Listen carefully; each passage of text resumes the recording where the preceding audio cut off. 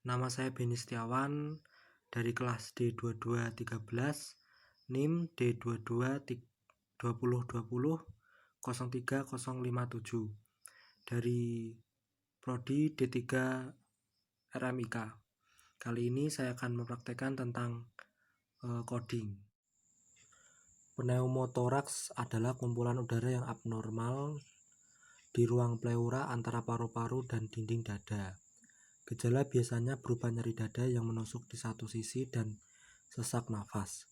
Pada sebagian kecil kasus, katup satu arah dibentuk oleh area jaringan yang rusak dan jumlah udara di ruang antara dinding dada dan paru-paru meningkat. Ini disebut pneumotoraks tegangan. Hal ini dapat menyebabkan kekurangan oksigen dan tekanan darah rendah yang terus memburuk, dan jika tidak dibalik dapat berakibat fatal. Kedua paru-paru sangat jarang terkena pneumotoraks. Kondisi ini sering disebut paru-paru yang kolaps, meskipun istilah itu juga dapat merujuk pada atelektasis.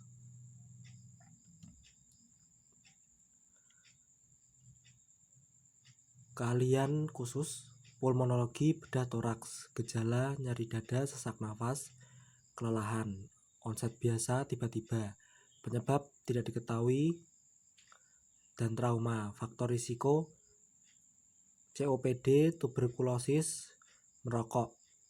Metode diagnostik: ronsen dada, ultrasound, CT scan. Perbedaan diagnosa: bula paru, hemotoraks. Pencegahan: berhenti merokok. Pengobatan konservatif: aspirasi jarum, chest tube, pleurodesis. Frekuensi 20/100 per tahun.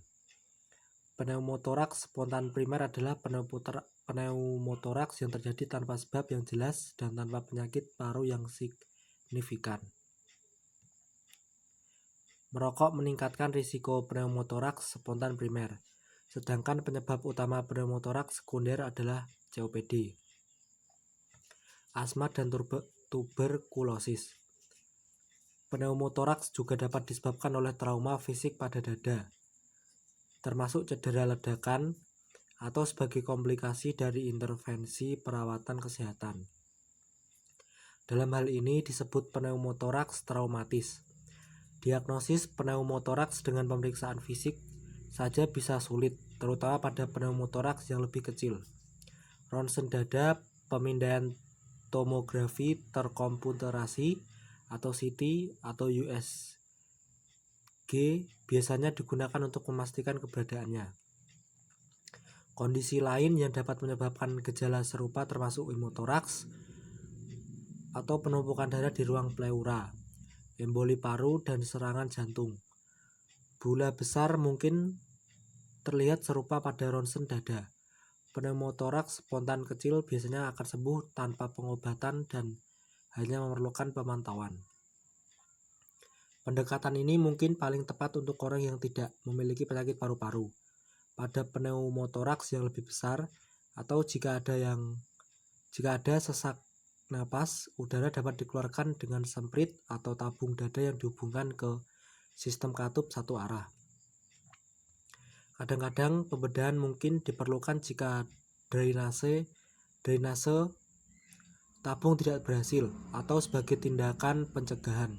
Jika telah terjadi episode berulang, perawatan bedah biasanya melibatkan pleurodesis, atau di mana lapisan pleura diinduksi untuk saling menempel, atau pleurektomi atau operasi pengangkatan membran pleura. Sekitar 17-23 kasus pneumotoraks terjadi per 100 orang per tahun. Mereka lebih sering terjadi pada pria daripada wanita. Yang kedua, trakeostomi adalah tindakan bedah untuk membuat lubang pada saluran udara atau trakea agar dapat dipasangi tabung pernapasan. Tujuan utama dilakukannya prosedur ini adalah untuk memudahkan masuknya oksigen ke paru-paru pasien. Trakeostomi biasanya dilakukan untuk menangani kondisi darurat medis atau penyakit tertentu yang menyebabkan pasien mengalami hambatan jalan napas atau gagal napas. Prosedur ini dilakukan dengan operasi dan perlu dipantau dengan ketat. Kondisi yang membutuhkan tracheostomi. Tracheostomi umumnya dibutuhkan pada pasien yang mengalami sumbatan jalan napas, baik itu karena penyempitan, benda asing, ataupun lendir yang berlebihan. Prosedur ini juga bisa dilakukan pada pasien yang tidak mampu bernapas dengan normal.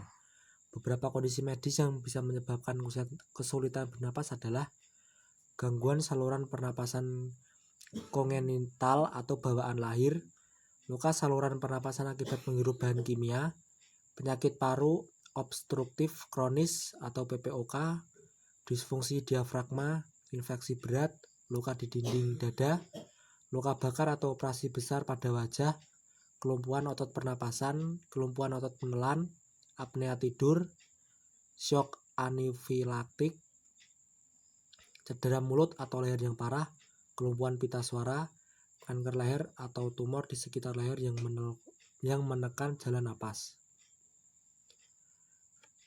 Koma. Selain untuk bernapas, lubang tracheostomi juga dapat difungsikan sebagai saluran pembuangan lendir berlebihan dari paru-paru.